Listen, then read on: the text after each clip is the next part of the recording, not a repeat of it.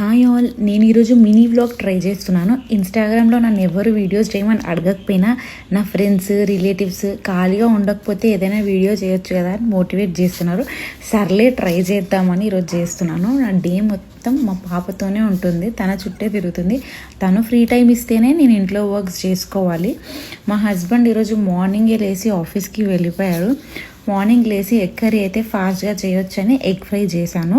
మా ఆయన కూడా ఎగ్ ఫ్రై చేస్తే కామ్గా తినేస్తారు. అంటే నేను ఏం చేసినా కూడా సర్లే ఏదో ఒకటి చేసింది కదా అని హ్యాపీ ఫీల్ అవుతారు.